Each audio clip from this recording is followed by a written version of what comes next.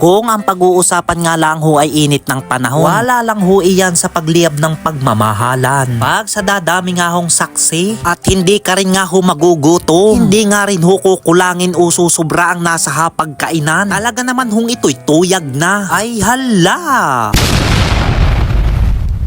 Alay, magandang tanghali nga ho sa inyo. Nandito nga ho ulit ang anak ng tatay. Tuloy nga ho uli ang asbar. Ang katanghalian nga hong ito'y papunta ho ako sa kasal ng aking kamag-anak. Mag-isa nga lang ho akong pupunta rito. Wala nga ho akong kasama kaya ho ako'y nakisabay na laang. Sunod-sunod nga ho ang mga nasa unahan ko. Kaya nakisunod na laang din ho ako. Hindi ko man ho alam kung saan parte ito. At habang ako nga ho'y naglalakad ay mayroon pa pala hong nasa likod ko. At sabi nga daw ho nila kasama daw nila ang kapitan. Kapitan ng igado. Kapitan ng igado yung naka-orange.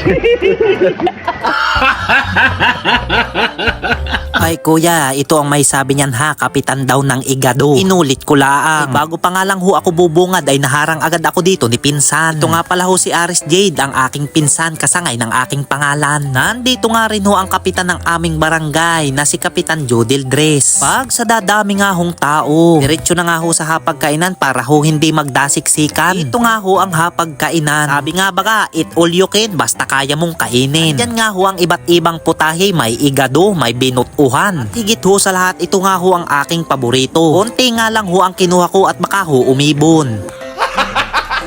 At na ito nga ho ang mga taga San Francisco Wala daw ho akong dalang camera kaya ho ito nilabasan ko. At pagkakain-kain ko nga lang itong si Antoy agad ako'y tinagayan. Ang sabi ko'y ako'y maglalagay na laang. Sabi ko nga ho ako'y pas na muna at baka makatulog pa sa hapagkainan. Shout out sa iyo Kuya Elvin at sa tropa mo. Talaga namang iisa ang mukha nyo. Alay, ito nga ho ang kinasalan at kamag-anak ko nga ho ang lalaki. Sa partido nga ho ng aking ina. At marami pa pala hong dumarating. Isang batalyon nga ho itong palusong. Ito nga ho ang iba at saan-saan nga ho nakasilong. Sa sobrang init nga ho ay talagang nag-aantay ng sabitan. Buti na nga laang ho at tagtuyo ang daan. Pasalamat nga ho at tinaunang kainitan. Ramdam na ramdam ho dito sa amin ang pagkakaisa. Pagkaganitong kasalan. Kaganda nga ho at ang sariwang simoy ng hangin ay langhap na langhap. Kasama rin ho dito ang pag-usbong ng bulkan. Ay tunay ka naman.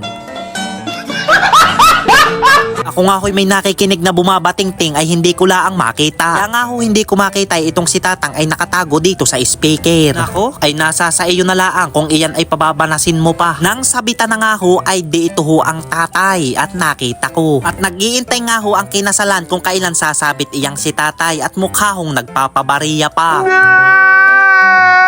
Iyan nga ho ang tatay, ang nakasombrerong kulay brown dyan sa gitna. At pagkatapos nga hong sumabit ng tatay ay di ang anak naman. Hindi ko na nga ho ipapakita sa inyo kung magkano ho ang inilagay ko. Pagkasabit ko nga ho, ako ho ay pinapauna na ng tatay. Ayaw na nga. Mamaya pa ho kayo? Mamaya pa.